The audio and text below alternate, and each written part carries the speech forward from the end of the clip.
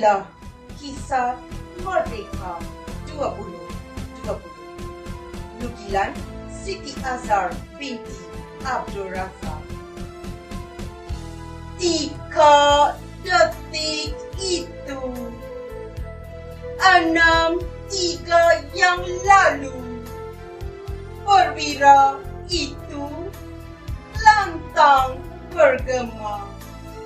Kalimat keramat semara warga, tangis gembira diusir penjajah sebagai tanda. Kini 2020,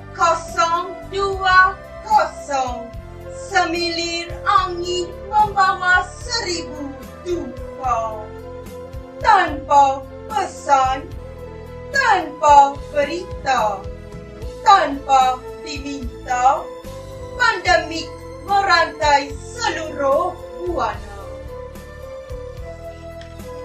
Lalu perwira itu bangkit, berkorban nyawa, berkorban tenaga, berkorban masa. Pelbagai rasa dikongsi bersama. Seluruh warga patuh pada akta. Namun, aturan Tuhan yang Maha Indah, pandemik merantai mengundang 1000 hikmah. Prihatin dipasa di atma umat, yang susah dibantu, yang lemah dipakar.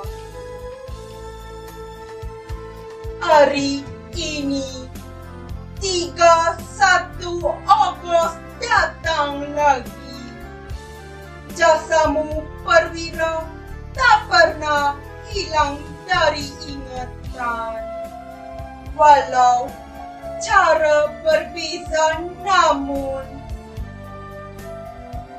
jalannya tetap sama.